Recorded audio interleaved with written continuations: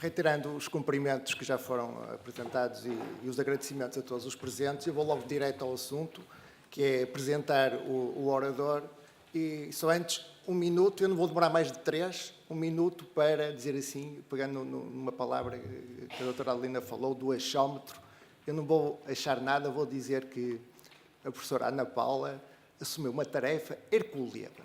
E eu que tive a oportunidade de acompanhar, digamos, o estudo, o tema é um tema muito difícil de abordar e, na realidade, abordá-lo da componente científica, ir ao terreno, quer do ponto de vista de recolha de dados quantitativos, qualitativos, com as dezenas de entrevistas que acabou por fazer, e depois compilar, digamos, toda a informação que se conseguiu recolher, produzir conhecimento, conseguir produzir um relatório impresso no dia para entregar, conseguir desafiar a academia e o meio em que nos envolvemos para que houvesse cerca de 20 papers que sejam apresentados, digamos agora, depois desta conferência, entre o final do dia e o início da tarde, e no final do dia, ou no dia a seguir, apresentar também esse conhecimento num e-book e disponibilizá-lo aos participantes. Eu não conheço muitos casos deste género, conheço exatamente o contrário. Portanto, isso acho que não é um achómetro, é realmente uma realidade. Ela merece, digamos, o reconhecimento de todo este trabalho e o conhecimento que vai ficar disponível depois, digamos, quer para a academia, quer para o meio envolvente, que a base de dados que foi criada é realmente fantástica. Agora, relativamente ao Manuel Bermejo, são 2 minutos para essencialmente focar um tema. Porquê a seleção do Manuel Bermejo? Por uma razão muito simples. O tema a que ele se tem dedicado, muito, do modelo de governo, da governança das empresas familiares, é realmente um dos temas que preocupam os empresários e as famílias empresárias. E o Manuel Bermejo tem, digamos, 3 características que estão muito relacionadas com este nosso objetivo, que era tocar o modelo de governo da empresa familiar. Uma delas é que, como ele diz, na base dele estão também 3 coisas. Nasceu numa família empresária, trabalhou muito com empresas familiares e dedicou-se também à parte do ensino, através do Instituto de Empresa, e também à área das empresas familiares. Portanto, conhece o que é viver numa família empresária, portanto, não é só a parte teórica, conviveu com muitas empresas familiares do ponto de vista de trabalho conviveu com muitos empresários da geração, digamos, que está a governar as empresas e das novas gerações que vão entrar a governar as empresas a nível académico, de formação executiva e agora, principalmente nos últimos anos, dedica-se muito a este tema, digamos, das empresas familiares, através de uma empresa que atua, essencialmente, Family Advisor Board, que atua na América Latina e na Europa, digamos, a acompanhar famílias empresárias e empresas familiares. E essencialmente, toca 3 pontos que logo à tarde vão ver que são 3 características que realmente têm muito a ver com as preocupações das empresas familiares. Que é o que é a empresa familiar e a família empresária, quais são as suas características, o que é que a diferenciam, é um dos pontos que vai abordar hoje. O modelo de governo, realmente, da empresa familiar e da família empresária. É distinto. Portanto, se é distinto, devemos tratá-lo também de forma diferente. E como essa é uma preocupação, que logo com os primeiros dados que se teve nos workshops com os empresários, vimos que era um dos problemas, uma das preocupações dos empresários, daí o termos selecionado, que era provavelmente a pessoa ideal para focar realmente um dos temas que vai sair, digamos, das necessidades de trabalhar neste estudo. E, nomeadamente, do ponto de vista até produtivo de conhecimento. O Manuel também tem produzido livros, acabou de escrever 2 livros, um realmente sobre o que é a análise estratégica da empresa familiar, penso que foi do ano passado, outro que é mesmo o modelo de governo ou a governança da empresa familiar, e termino com isto para o introduzir, vou-vos ler o título da tese dele, de doutoramento, que realmente, se calhar, até se olharmos para o meio envolvente português, é realmente muito característico e podemos identificar que é uma visão ética da empresa familiar, consequências da manipulação contabilística na perspectiva do acionista e dos outros stakeholders. Muito obrigado. Vou passar a palavra ao Manuel Bermejo. Manuel Bermejo, 45 minutos para esta assistência. Muito obrigado por ter aceito o desafio. Muito obrigado, António. Eu não falo português, eu falo portunhol, eu falo espanhol, English, pero espero que me entiendan, y si hay algo que no se entiende, le pido a Antonio que rápidamente haga de traductor. Voy a hablar desde el atril, porque yo suelo hablar normalmente de pie en mis conferencias, y bueno, pues muy agradecido de estar aquí con ustedes. Bueno, he puesto ahí Braga porque inicialmente me dijeron que este evento iba a ser en Braga. Pido disculpas a la vicepresidenta de Guimaraes, que por cierto tiene la oportunidad de que me den un paseo, y me ha parecido un lugar fantástico al que voy a volver, ¿no? No solo para hablar de empresa familiar, sino también para disfrutar, ¿no? Como me gustaría hacer una conferencia un poco interactiva, que no sea solo de aquí para allá, les preguntaría si son tan amables de levantar las personas que están en la sala y que forman parte de una familia empresaria. Bueno, hay bastantes, ¿no? Algunas de las personas que son parte de una familia empresaria están en segunda generación, tercera generación, cuarta generación. Bueno, es normal que no haya nadie en cuarta generación, porque llegar a cuarta generación es, desde el punto de vista estadístico, un milagro, ¿no? Más o menos, menos del 4% de las empresas familiares llegan a cuarta generación. Es bien complicado llegar a tercera, así que felicito mucho a las personas que están en tercera generación apenas llegan, si acaso, el 10% de las compañías de familia, ¿no? Incluso llegar a segunda ya es un mérito, más o menos un tercio de las compañías de familia llegan a segunda generación, ¿no? Lo que yo les quiero compartir hoy son, primero, los retos que entiendo que hoy tienen que tratar las familias empresarias, porque si entendemos los retos, será más fácil identificar cómo gobernar la familia empresaria, ¿no? Esta tarde les van a presentar los resultados de este importante informe, y yo no quiero adelantar ningún resultado, obviamente, pero sí tuve oportunidad de revisar brevemente el informe, y creo que muchas de los déficits que se van a observar en ese informe se pueden corregir y se deben corregir a través de un buen sistema de gobierno. Entonces yo, por un lado, tengo que reconocer la enorme contribución de las familias empresarias a la economía mundial y, como no podía ser menos, a la economía de Portugal y a la economía de la región norte de Portugal, pero por otro lado también es importante que les digamos a las familias empresarias de la región norte pues que tienen que actuar con mucha responsabilidad pues para facilitar el tránsito a la siguiente generación, y esto sin duda va a ayudar mucho al desarrollo económico, pero también social de la región, ¿no? Por tanto, ese sería un primer mensaje que me gustaría dejar, ¿no? Bueno, simplemente, bueno, ya me presentó Antonio, y básicamente, digamos que en mi currículum coinciden tres factores que tienen que ver con el mundo de la empresa familiar, y yo me suelo presentar con este modelo de los tres círculos porque, como imagino muchos de ustedes sabrán, la primera contribución académica al ámbito del estudio de la empresa familiar es precisamente el modelo de los tres círculos, en base al cual, pues, en una familia empresaria coexiste familia, propiedad y empresa. Esto es algo no tan antiguo, esta contribución es de mitad de los años 80, la hicieron dos profesores de Harvard, el profesor Taguri, que por desgracia ya falleció, y el profesor John Davis, que sigue en activo, y con el cual tendré el placer de compartir un evento en apenas 2 semanas en Sao Paulo, en Brasil, ¿no? Entonces, en mi caso, concurre la triple circunstancia de que, por un lado, yo vengo del ámbito de la familia empresaria, por cualquier lugar de mi genealogía. Por otro lado, he dedicado tiempo al tema académico, a estudiar en este doctorado que comentaba Antonio, y donde evidencié algo que yo palpaba, y es que las compañías de familia tienen un comportamiento más ético que sus pares no familiares, ¿no?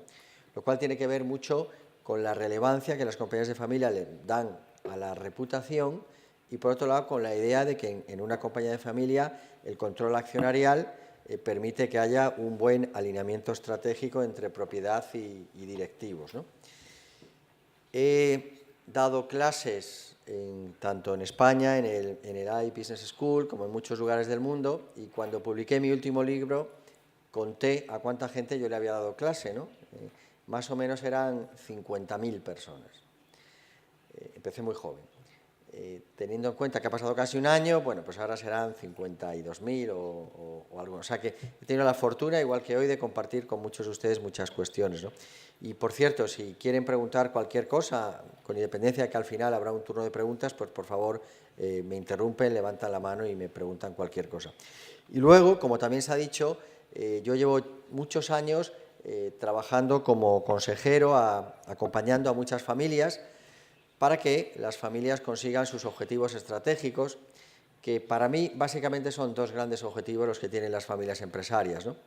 Por el punto de vista de familia, pues que la familia esté razonablemente unida, cohesionada, y en última instancia que la familia sea feliz. Feliz se entiende, ¿no? Feliz. Y por otro lado, desde el punto de vista de los negocios, pues quizás el gran objetivo que tienen las familias empresarias es que los negocios crezcan de una manera sostenible y rentable, ¿no? De tal manera pues que cada generación pues vaya aportando valor, ¿no? Entonces yo a lo que me dedico es a ayudar a las familias empresarias para conseguir esos objetivos, y como también se dijo, he trabajado y trabajo con muchas compañías de familia en Europa y en América Latina, ¿no? De hecho, pues me toca viajar mucho por estas razones, ¿no? Y como les decía, quiero estructurar mi presentación, primero identificando los que a mi juicio son retos de las familias empresarias, y por hacerlo de una manera más didáctica voy a diferenciar entre retos que tienen que ver con la propia idiosincrasia, ¿se entiende?, con la propia singularidad de las familias empresarias, y por otro lado retos que tienen que ver con el contexto empresarial en el que nos estamos moviendo hoy, ¿no? Somos todos conscientes que las compañías de familia competimos en un mercado que es el mismo para todos. No hay un mercado de compañías de familia y hay un mercado de compañías no familiares, ¿no? Entonces, el impacto de lo que está pasando en el mundo de hoy creo que también es un reto relevante para las familias, y una vez identificados estos retos, pues me permitiré hacer algunas sugerencias para gobernar lo que yo denomino el ecosistema. Ecosistema se entiende también, ¿no? El ecosistema familia-empresa, y finalmente haremos un coloquio, ¿no?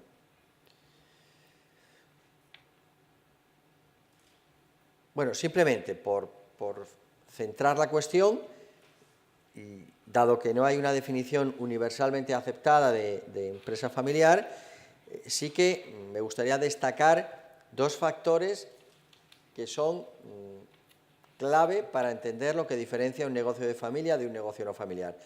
El primero tiene que ver con el control, es decir, el control en un negocio de familia lo tiene una familia, o hay negocios de familia que son de 3 familias, pero tendrían 3 familias, es decir, el control está en manos de una familia. El control es, al final, la capacidad de dirigir el rumbo del barco y decir si el barco va para allá o el barco gira a babor o a estribor, ¿no?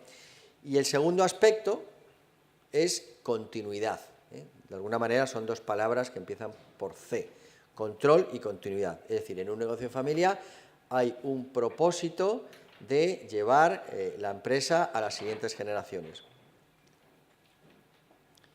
Este concepto de continuidad creo que hay que entenderlo de una manera muy flexible, ¿no? Si naciste en Guimarães y tu familia tenía un negocio textil, pues no estás abocado a durante todas las generaciones de tu vida tener un negocio textil en Guimarães, ¿no? O sea, puedes hacer crecer, por supuesto, el negocio y que el negocio sea multinacional, y además de un negocio textil, pues puedes incorporar luego un negocio, crear un holding donde además hay un negocio de alimentación y hay un negocio de hoteles, y en un momento dado incluso puede que vendas el negocio original de tu familia para invertir en nuevos negocios. Es decir, la continuidad tiene que ver con la continuidad del legado, no necesariamente la continuidad de la misma actividad empresarial, ¿no? Pero bueno, yo creo que estos dos factores son claros para fijar lo que significa un negocio de familia, ¿no? Entonces, es verdad que hoy hay este debate entre empresa familiar y familia empresaria, pero yo en realidad lo que les quiero proponer es ir un paso más allá, ¿no? Al final del día, cuando uno analiza la realidad de lo que ve en un entorno de empresa familiar, lo que ve es un ecosistema. Un ecosistema donde con el tiempo además van concurriendo muchos más actores. Pues al principio está la generación fundadora, luego se incorporan sus hijos, luego se incorpora la familia política de la segunda generación, luego llega la tercera generación. Por cierto, estamos en un mundo en el que la longevidad es cada vez más amplia. Por tanto, es fácil que en una familia empresaria puedan coexistir hasta 4 generaciones. Por tanto, el ecosistema simplemente de la familia se va enriqueciendo, ¿no?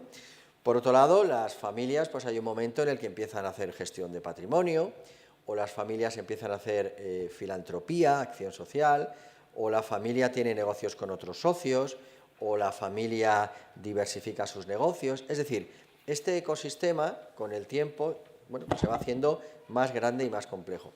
Entonces, esta observación de la realidad que yo vivo todos los días me lleva también a plantear que la gobernanza de la familia empresaria tiene que ser obligatoriamente holística y global. Mi experiencia es que a las familias latinas, y ustedes son de origen latino, igual que yo, nos cuesta todo aquello que no es el día a día. Nos cuesta salir de la operación, ¿no? Y el primer esfuerzo que se suele hacer, bueno, venga, hay que hacer gobierno, nos dedicamos al gobierno corporativo de la empresa. Pero descuidamos la familia, descuidamos el resto de las cuestiones y creo que esto es un error, ¿no? Si ustedes piensan, empresa familiar es continuidad, es sostenibilidad, y para que un ecosistema sea sostenible es muy importante que haya equilibrio, que haya balance. Y desde el gobierno de la familia empresaria se tiene que asegurar que haya balance. Y todos sabemos, o los que tenéis más experiencia en este mundo sabéis, que si hay problemas en la familia, esos problemas en la familia acaban llegando al negocio y viceversa. Por eso quizás un mensaje muy contundente que quisiera dejar hoy aquí para ustedes es la necesidad de un gobierno holístico, ¿no? Por otro lado, y aquí también les quiero dejar una segunda reflexión importante, por otro lado, cuando uno analiza una empresa familiar de éxito por generaciones, a mí me recuerda mucho a la observación de la cuenca de un río. ¿Se entiende? ¿Cuenca de un río? O sea, el Miño es un gran río, ¿no? ¿Sí? El Miño es un gran río porque tiene muchos afluentes. Y a su vez, los afluentes del Miño tienen afluentes. Sería imposible que el Miño fuese un gran río sin sus afluentes. ¿Se entiende? Entonces, una familia empresaria tiene que ser como un río grande. Es decir, todas las generaciones tienen que aportar valor. Si hay una generación fundadora muy emprendedora, pero la siguiente generación no es emprendedora, pues tenemos un problema. La empresa no va a seguir. Entonces, es importantísimo que en las familias empresarias se genere este ambiente de, primero, comunicación intergeneracional y, segundo, entender que el éxito no es de una sola persona, sino que para el éxito hacen falta muchas personas de diferentes generaciones.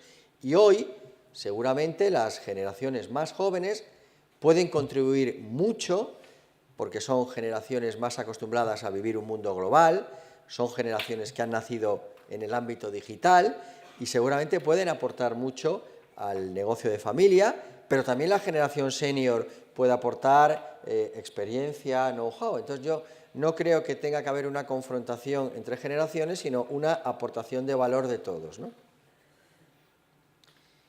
Y por otro lado, me gustaría que, no ahora, que no es momento para ello, pero que ustedes dediquen un tiempo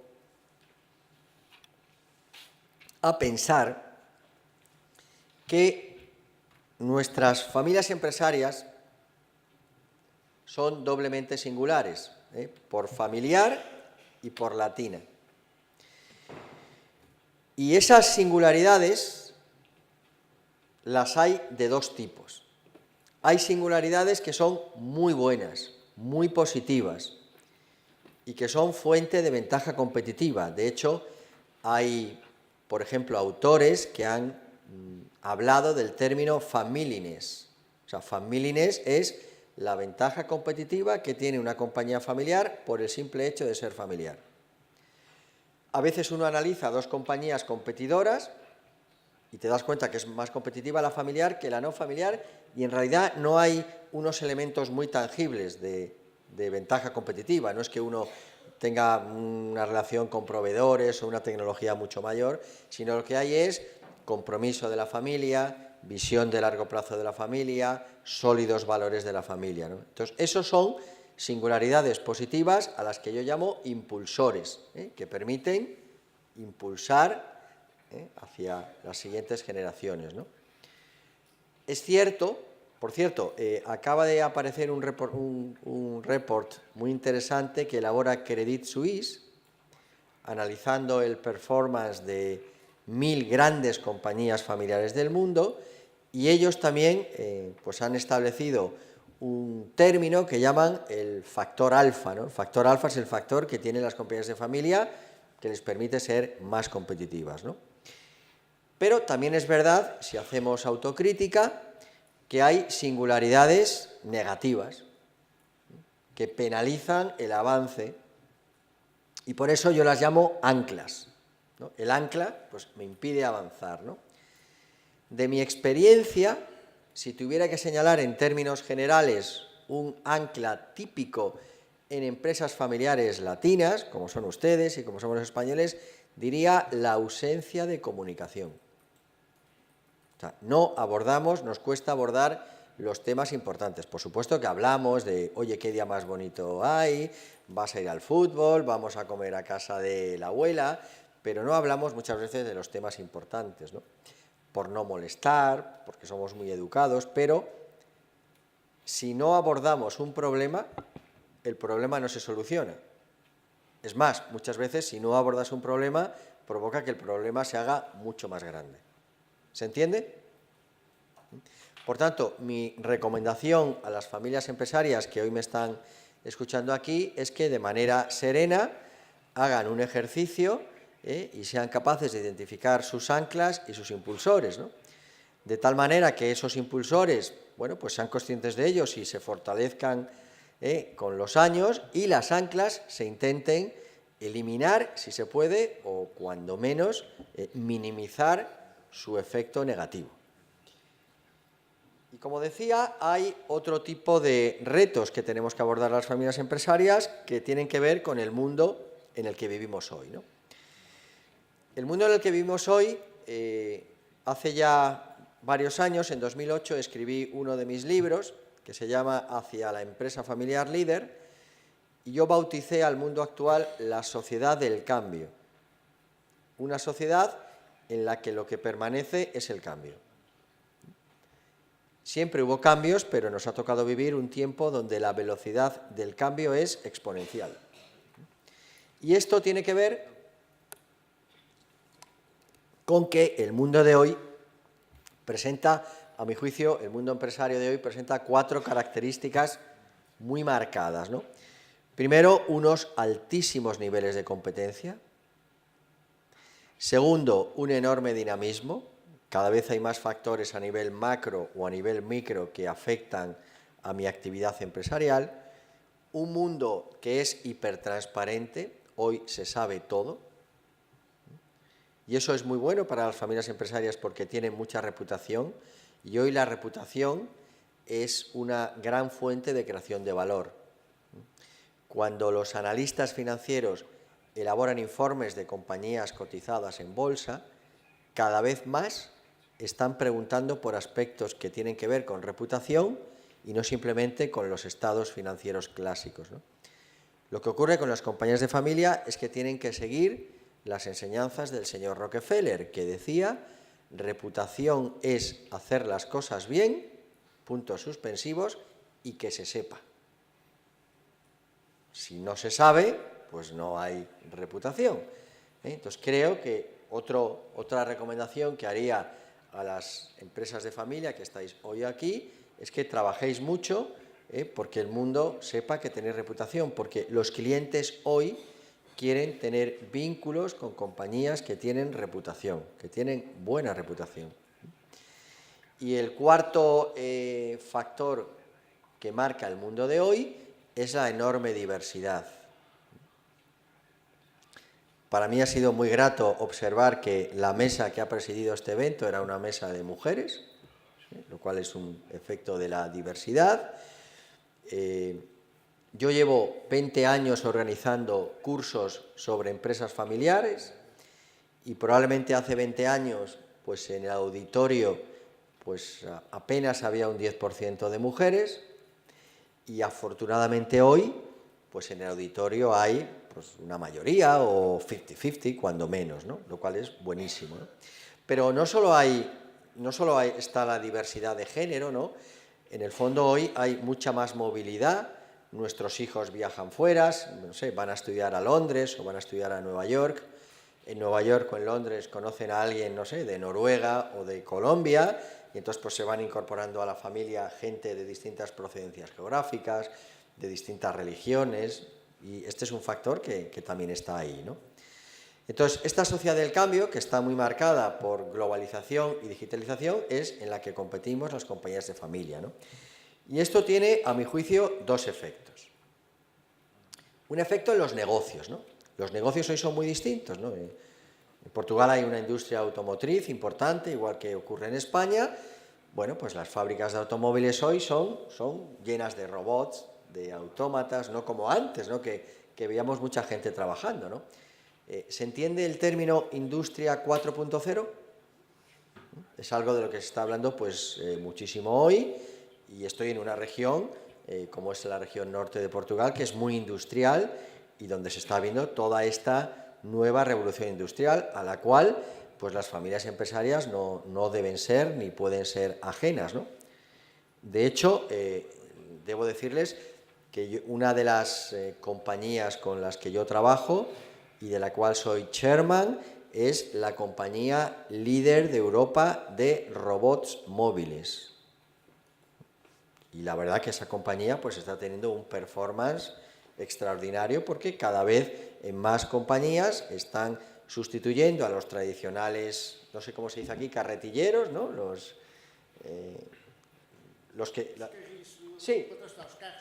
carros de transporte por robots, ¿no? Con la misma tecnología que tienen los coches autónomos, ¿no?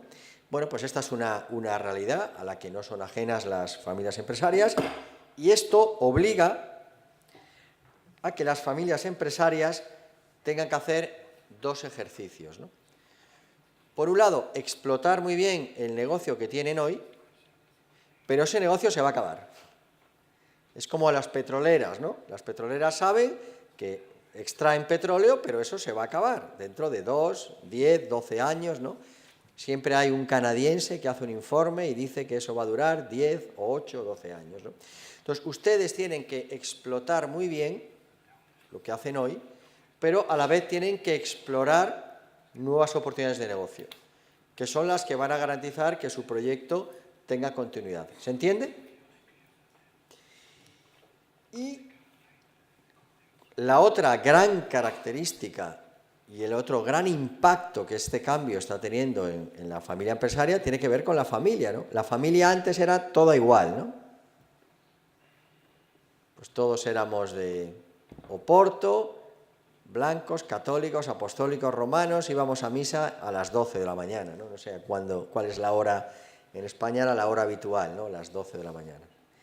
Hoy las familias son familia tecnicolor, los hay de toda condición, hombres, mujeres, católicos, no católicos, miembros de la familia que se separan, que se vuelven a casar, portugueses, españoles, no sé, de Estados Unidos. Entonces, lo que realmente es un reto hoy muy importante, y esto también hay que ponerlo encima de la mesa, es el reto de la cohesión familiar.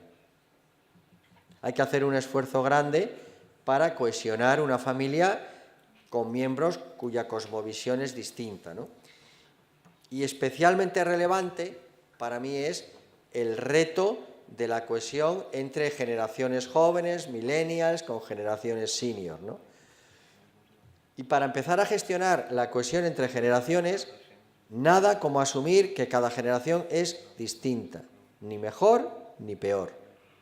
Y hay que hacer un gran esfuerzo de empatía, pues para que los jóvenes entiendan mejor a sus mayores y los mayores entiendan mejor a sus millennials. Este es todo un reto relevante. En definitiva, esta es una fórmula matemática muy sencilla, ¿no? El mundo de los negocios es más complejo, el mundo de las familias es más compleja. Luego, si no hacemos el homework, si no hacemos la tarea que tienen que hacer las familias responsables, el riesgo de conflicto va a ser mucho más amplio, ¿no? Entonces acabaré compartiendo algunas ideas precisamente para gestionar estos retos, ¿no? La primera, para que haya continuidad en una familia empresaria, tiene que haber orgullo de pertenencia, ¿no? Los hijos tienen que querer darle continuidad, ¿no? Y para que eso sea así, las generaciones jóvenes tienen que ver que estamos construyendo una catedral. No estamos simplemente picando piedra. ¿Se entiende? Esta é a diferença, só que às vezes não se percepciona, não é? E tem a ver com uma história, não é? Que perguntaram a um trabalhador que estava a partir pedra o que é que ele estava a fazer. Ele disse que estava a alisar uma pedra, a trabalhar a pedra para alisar. E perguntaram a outro colega e ele disse que estava a fazer a mesma tarefa, mas ele disse que não, ele disse que estava a construir uma catedral. Portanto, a diferença é qual é o propósito com o qual fazemos as coisas. Entonces, creo que es muy importante que ustedes, de verdad, trabajen con un propósito superior, trabajen con una idea de legado y, en definitiva, animen a la familia a construir entre todos pues una gran catedral, ¿no? Esa es la catedral de Braga, porque yo pensaba que iba a venir a Braga, si no, perdonen, hubiera puesto la... Já tirou 2 fotografias a 2 igrejas daqui assim de Guimarães. Né? Portanto, a próxima vai ser atualizada.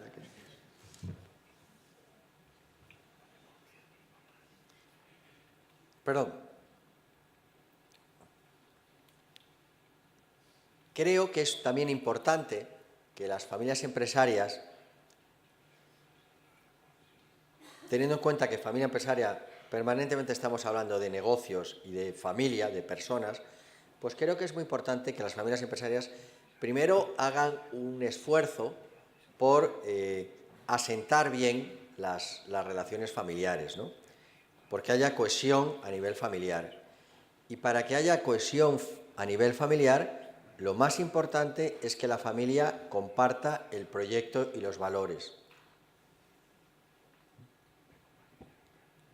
Es muy importante que todos los miembros de la familia sepan que vamos a hacer un viaje saliendo de Guimaraes para ir a Braga, o si queremos ser más ambiciosos, saliendo de Guimaraes para ir a Oporto, oye, o si queremos ser supremamente ambiciosos, pues saliendo de Guimaraes para ir a Lisboa, para tomar un barco, para dar la vuelta al mundo. Pero lo que ocurre muchas veces, y sigo con el símil de los viajes, es que los miembros de la familia van en un coche, uno piensa que el viaje se acaba en Guimaraes, el otro que se acaba en Oporto, el otro en Lisboa, bueno, entonces surge el conflicto. Entonces, lo primero que yo creo que una familia empresaria tiene que hacer es, de vez en cuando, plantearse, con visión de largo plazo, cómo nos gustaría entregar esto a la siguiente generación. A partir de ahí, y asegurada la cohesión de la familia, pues creo que todo el foco hay que ponerlo en el negocio, ¿no? Dotándole pues, de una estrategia, de unos recursos para que el negocio sea bien exitoso, ¿no? Y si hacemos esto, seremos una familia empresaria exitosa que va a recorrer la senda de las 3 Cs.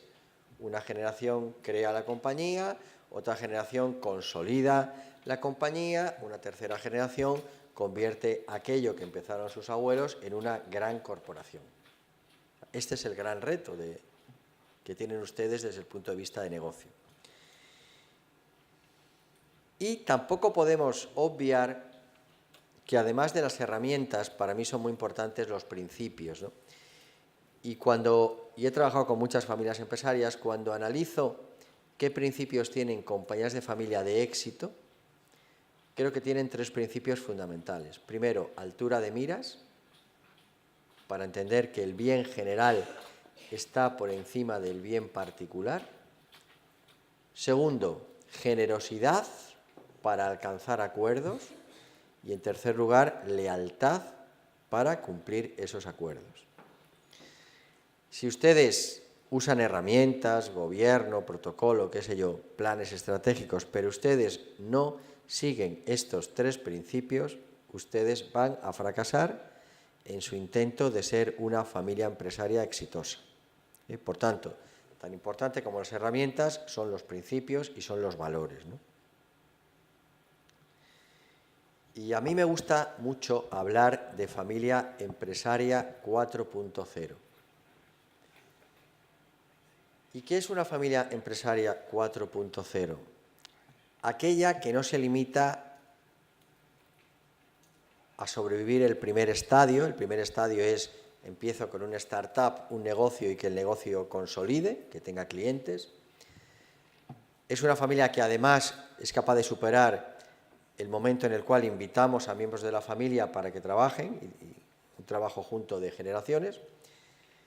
Es una familia que además es capaz de superar eso que se llama profesionalización y protocolización, porque yo creo que la mayor parte de las familias se han quedado ahí. Hoy hacemos un protocolo, fichamos profesionales y ya está, ¿no? Yo creo que el reto de hoy es ser más dinámico, ¿no? El reto de hoy es dar un paso adelante, por eso hablo de empresa familiar 4.0, para tomar todas aquellas decisiones que me ayuden a transformarme. He oído también en la presentación, y me ha gustado mucho, la idea de transformación. Tenemos que transformarnos primero para gestionar la cohesión de la familia, que hoy es muy distinta a como era hace unos años, y tenemos que transformarnos para gobernar y gestionar negocios en contextos que son muy, muy distintos a los que había hace unos cuantos años, ¿no? Entonces, yo les invito a que ustedes gobiernen sus compañías de familia con ese sentido global y holístico que yo recomendaba, pero también con un firme propósito transformador, ¿no? Y me vengo aquí, que es más claro todavía, ¿no? Entonces, para mí la acción de gobierno de una familia empresaria creo que debería tener 3 niveles, ¿no? Y creo que con estas flechas se entiende bien lo que quiero decir, ¿no? El primer nivel es la visión. Y yo creo que la visión es un mandato, una responsabilidad inexcusable de la familia empresaria. Oye, pongo un ejemplo, somos 3 hermanos o 12 hermanos, tenemos en el entorno de los 50 años. ¿Cómo nos gustaría entregar esto a la siguiente generación? Oye, esto va a ser dentro de 10 o 15 años, no más. Entonces, ¿cómo nos gustaría? ¿Cuál es la visión de largo plazo? A su vez, esa visión de largo plazo se desagrega en planes estratégicos. Bueno, pues si estamos hablando a 15 años, pues hagamos 3 planes de 5 años con mayor nivel de detalle, y a su vez, cada plan estratégico está compuesto por una serie de presupuestos anuales, de budget anuales. ¿Se entiende? Entonces yo creo que es importante tener esta triple concepción, ¿no? Pero empezando siempre con la inexcusable responsabilidad de la familia de tener muy claro la visión, hacia dónde vamos. Oye, queremos hacer el Camino de Santiago, pues oye, fenomenal, pues sabemos que nuestra meta es Santiago, y hacia allá vamos. Luego, evidentemente, no lo vamos a hacer de un solo viaje, sino que vamos a ir andando, esos son los valores, y vamos a ir haciendo etapas, ¿no? Entonces, es obvio que si hablamos de gobernanza, en un primer momento, lo que yo les recomendaría, si ustedes no han avanzado en la gobernanza, sería que puedan empezar con un órgano sencillo, que puede ser un consejo asesor, y que de ese consejo asesor haya un simple asesor de su confianza que les ayude a ir estructurando los temas, y con el tiempo, pues oye, se puede enriquecer mucho la gobernanza, irnos a un esquema muy complejo, pues con un holding, si es que tenemos varios negocios, con un consejo de administración, con un consejo de familia, con una asamblea familiar, Insisto, esto sería una realidad pues ya muy compleja, propia de compañías de familia grandes y con muchos miembros de la familia, ¿no? Y voy a acabar y hago un repaso rápido de los que le quería contar. Primero, entender las singularidades. Segundo, hemos hablado del sentido de legado. Tercero, la necesidad de un gobierno muy holístico. Cuarto lugar, muy importante, la comunicación, generar hábito de comunicación. Quinto, a los hijos hay que darles educación y mundo. Si los hijos tienen educación y mundo, tendrán empleabilidad, capacidad para emplearse.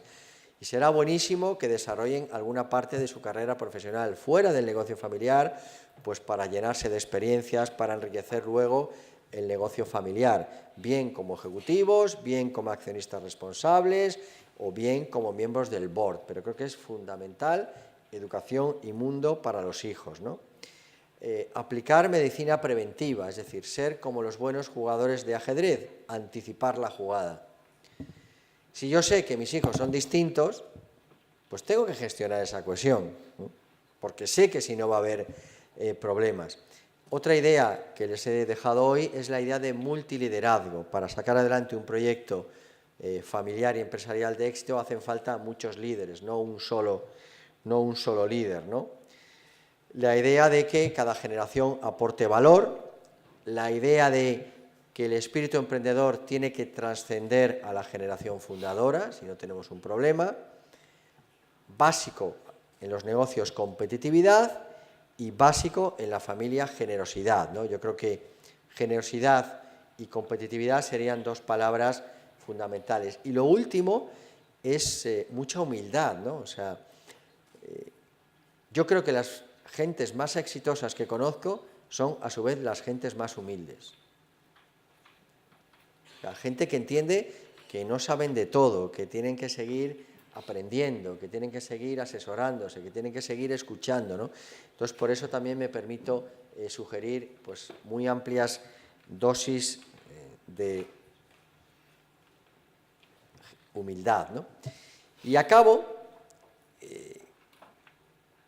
Había pensado ponerles alguna diapositiva más tradicional para hablar de los beneficios del gobierno en una empresa familiar, pero al final me parece que es mejor una imagen, ¿no? Una imagen vale más que 100 palabras, ¿no? Esta es una familia, bueno, iba a decir cliente, ya son amigos, una familia de México, de Monterrey, y al final, ¿qué es el gobierno? Pues el gobierno es felicidad, ¿no? El gobierno es que, no sé, 50 o 60 miembros de una familia ya muy amplia, pues estén felices.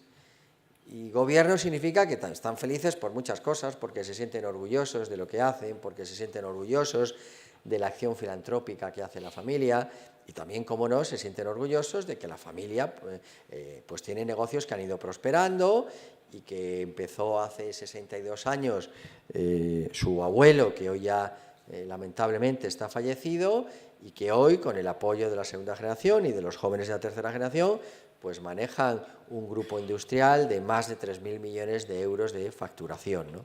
Pues para eso sirve el gobierno, ¿eh? Sirve para que los negocios crezcan de manera sostenible y rentable, y sirven para que las familias sean felices. Ahí les dejo mis datos por si cualquiera de ustedes pues quisiera conectar conmigo en un futuro, y desearles que sean muy, muy felices. Muchas gracias, muito obrigado.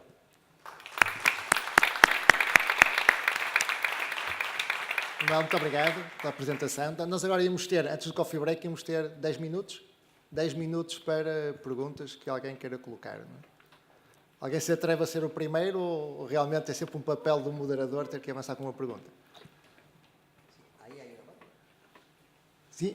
Já está. Obrigado. Profesor Bermejo, muchas gracias por su presentación. Enhorabuena.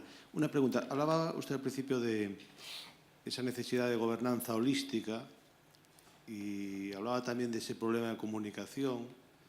Hablaba, en un último momento mencionó ese asesor, ¿no? El papel del consejero independiente, que la literatura científica pues, lo avala, ¿no? En cuanto a lo que pueda aportar, pero también identifica los frenos que muchas familias empresarias tienen a incorporarle, ¿no? A incorporar esta función o este elemento enriquecedor, entiendo yo, vamos, del Consejo. ¿Qué recomendación daría usted a las familias empresarias al respecto? ¿Cree que puede ser un elemento también impulsor? Manuel, antes de começar a responder, senão as pessoas podem ter percebido a pergunta, não é? O Jesus fez uma pergunta que essencialmente era a questão do papel, digamos, do conselheiro independente, de um administrador ou um gerente executivo que é independente da família, portanto que não tem qualquer ligação com a família, e o que é que uma família empresária deve fazer para incorporar uma pessoa, digamos, com esse perfil. Não é? Sí, respondiendo a la pregunta, me parece básico el papel del consejero independiente. Primero, en una primera etapa, pues hay que ser consciente que en muchas familias no hay gente experta en gobernanza, ¿no? La familia puede ser excepcional haciendo productos químicos, o excepcional fabricando leche, o excepcional fabricando autopartes para el automóvil, ¿no? Entonces creo que la primera contribución del asesor es precisamente, bueno, pues poner a disposición de la familia un know-how, unas capacidades que la familia no tiene, ¿no? Siguiendo con mi propia exposición, yo les sugería que en una primera instancia, si en sus familias no se ha avanzado en la gobernanza, pues que tengan o que tomen un asesor de su confianza, que sea el que les ayude a dar los primeros pasos, ¿no? Con el tiempo, pues un consejo se enriquece con más consejeros independientes, en función de las necesidades que tiene la compañía, pues se va dotando de consejeros que tengan experiencia en las materias de la agenda estratégica, ¿no? Y en cuanto al rol del consejero, y hablo por mi propia experiencia muy amplia en ese tema, yo creo que tiene que ser un rol de una aportación de valor tranquila. O sea, el consejero no puede ser el protagonista. El consejero tiene que ser como los buenos árbitros en fútbol, ¿no? que influye, pero no da la sensación de que está en el estadio, porque cuando el referee se convierte en el protagonista, pues esto es un problema, ¿no? Entonces el consejero tiene que ser como un buen árbitro, ¿no? Que influye de una manera tranquila. El consejero tiene que aportar mucha racionalidad en los debates. Las familias latinas, cuando se debate algo, pues enseguida nos dejamos llevar por la pasión. Oye, no entiendo qué pasó con la nueva apertura de la tienda en París, y enseguida sale un hermano, ¿estás dudando de mi profesionalidad? Bueno, ya todo es un lío y voces. Entonces creo que una aportación importante del consejero es que no hablemos desde la voz, de que no hablemos gritando, sino que pongamos datos encima de la mesa, ¿no? Porque sin datos es imposible gestionar, sin métricas no se puede gestionar. Y entonces creo que ese papel modulador, ese papel de dar equilibrio, ese papel de racionalizar, creo que es una aportación muy importante del consejero. Hay otra aportación para mí muy importante del consejero, que es, bueno, pues si eres una persona, en fin, pues hablaré de mi caso, que tiene experiencia de muchos años en muchas industrias, en muchos sectores, pues es evidente que puedes trasladar a la familia situaciones ya vividos por otros, ¿no? Para no tener que estar inventando la rueda todo el tiempo. Yo creo que esa es otra gran contribución de un consejero.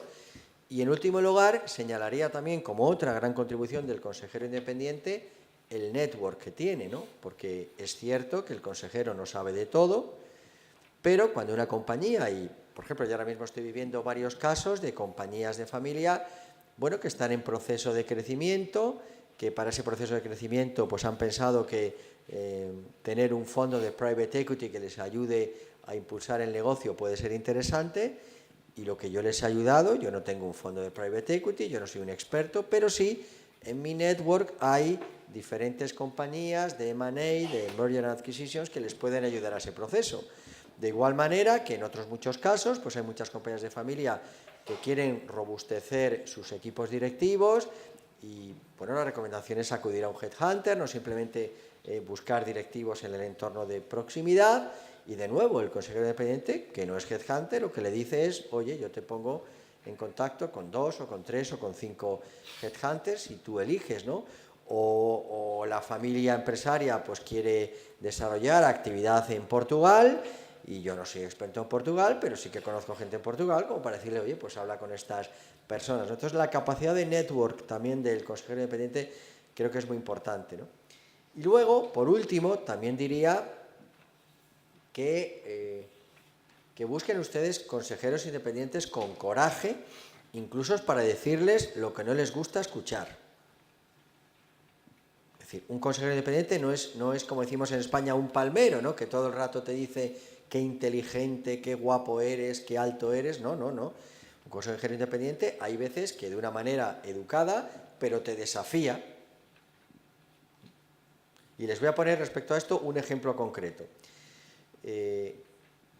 Hace probablemente 6 meses, en el board de una compañía de familia española con la que trabajo hace años, uno de los hijos plantea la posibilidad de iniciar actividad en el mercado alemán y presenta un informe que se le había solicitado para defender o para argumentar que Alemania es o podría ser un buen mercado. Y efectivamente hay muchos datos del mercado alemán que para esta compañía en concreto eran muy positivos. Y por tanto se le dice al hijo adelante, y adelante significa que nos vas a plantear en la siguiente reunión del board, que fue a final de mes de junio, tu business plan para entrar en el mercado alemán. Y cuando yo vi el business plan, obviamente te lo envían antes para avisarlo, cuando yo vi el business plan, me encontré un business plan muy poco ambicioso. Entonces, claro, la pregunta fue, oye, mira, esta compañía, una compañía de familia, debe estar facturando hoy aprox 120 millones de euros. Nos planteas ir a Alemania, nos parece interesante, pero nos planteas un business plan que en el año 3, dentro de 3 años, pues la facturación en Alemania va a ser 3 millones de euros. La pregunta es evidente, ¿no? Oye, y aunque sea el hijo del dueño, hay que decirle, oye, ¿y no crees que para 3 millones de euros no tiene sentido el esfuerzo, la distracción de energía, la distracción de recursos? Y por otro lado, ¿no nos decías que Alemania era un mercado tan atractivo? ¿Por qué en vez de 3, 30 o 50?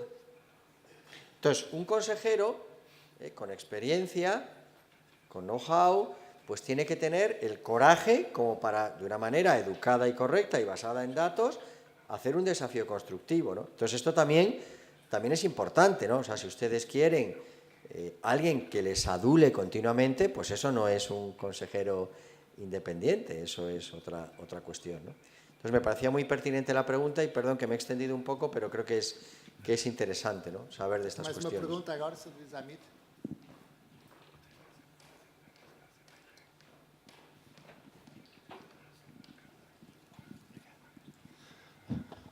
Eu chamo-me David Zamit, pertenço à empresa Rui Lacerda e Companhia S.A., que está em terceira geração, eu sou a segunda geração.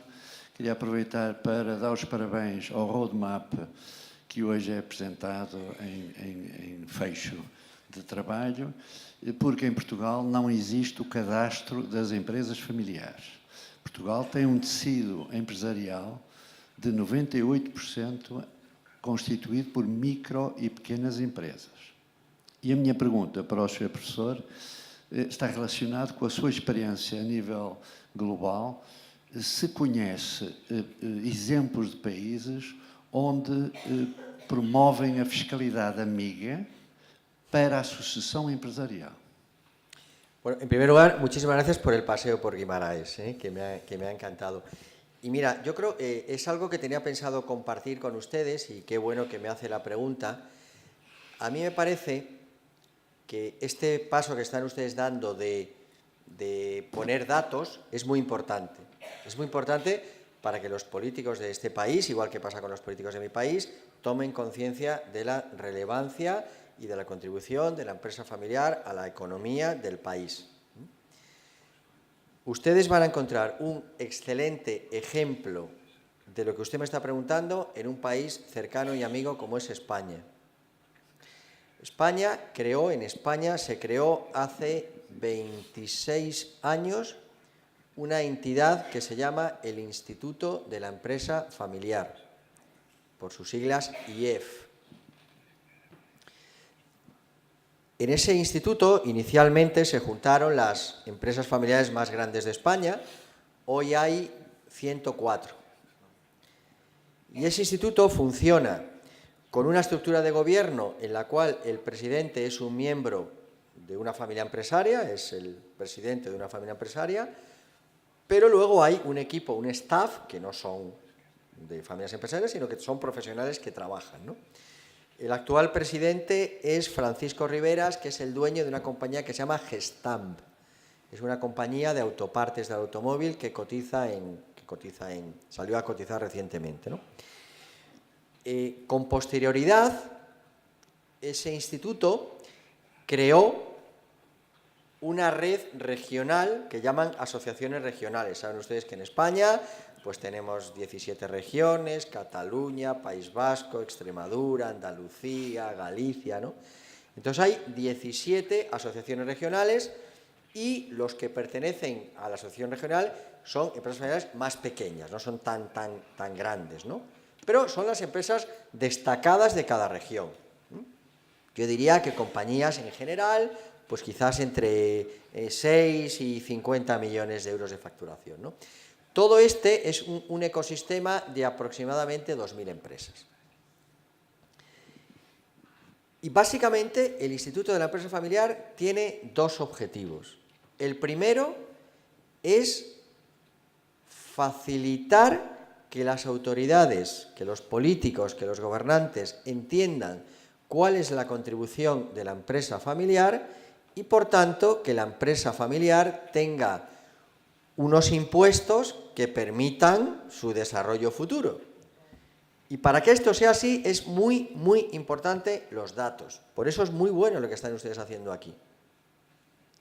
Y el Instituto de la Empresa Familiar en España ha conseguido hasta ahora que tanto gobiernos de signo izquierda como gobiernos de signo derecha, bueno, pues hayan tenido un tratamiento fiscal como mínimo razonable. Como mínimo razonable. En España hay regiones en las que no hay impuesto a la sucesión y hay regiones en las que este impuesto es razonablemente pequeño. Y en segundo lugar, este instituto lo que ha hecho ha sido trabajar por evangelizar, por dar cursos para que las familias empresarias realmente hagan todo lo que tienen que hacer para bueno, pues seguir con esta tarea, ¿no? Entonces, realmente la sugerencia que yo daría, y sé que aquí hay alguna asociación de empresa familiar, pero no tengo la sensación que tenga la potencia que tiene en España, pues sería un poco seguir los pasos de lo que han hecho mis paisanos, que lo han hecho francamente bien. En términos de benchmark, está considerado como uno de los lugares de mejor institucionalización de la empresa familiar. Y en privado, pues estaré encantado de ponerles en contacto con las personas que lideran hoy el Instituto de la Empresa Familiar, ¿no? Bueno, sin ir más lejos, para que vean ustedes el tipo de cuestiones que hacen, sin ir más lejos, yo mismo mañana estaré inaugurando la 5ª edición de un programa académico que hacemos para las Next Generation del Instituto de la Empresa Familiar. Lo hacemos una vez al año, van 5, eso empieza mañana, o sea que yo mañana voy a estar con las autoridades del Instituto de Empresa Familiar en España y ya digo, si alguno de ustedes tiene particular interés en conocerles, yo perfectamente les puedo hacer la conexión, pero me parece muy interesante, ¿no? Porque es verdad que al final los gobiernos pues siempre ven la empresa familiar como un sitio donde extraer más impuestos y más impuestos y más impuestos, y eso llega un momento en que puede ser una dificultad enorme para pasar a la siguiente generación, ¿no? Simplemente te piden tales impuestos para pasar a la siguiente generación que hay negocios que tienen que cerrar porque son incapaces de pagar esos impuestos, ¿no? No sei se estamos em tempo... Sim, não, Manuel, vamos terminar. Olha, muito obrigado pela apresentação, pela resposta a estas duas perguntas. Certamente que existiam mais, mas como vamos fazer um coffee break de 10 minutos, podemos aproveitar para essas perguntas. O Manuel vai estar aqui disponível, vai ficar até a hora do almoço, pelo menos, almoça aqui assim tão bem. E agora fazíamos um coffee break de 10 minutos. A próxima sessão vai ser dividida, está dividida por temas, portanto, há uma sessão que vai ser feita aqui assim nesta sala, outra vai ser numa sala em cima, lá fora há um plano que diz quais são os temas que vão ser desenvolvidos em que piso, não é? Portanto, não é neste piso, é no piso mesmo de cima, não é? Mas ali fora já se pode esclarecer durante o coffee break, não é? Muito obrigado e 10 minutos e recomeçamos os trabalhos, não é? Obrigado.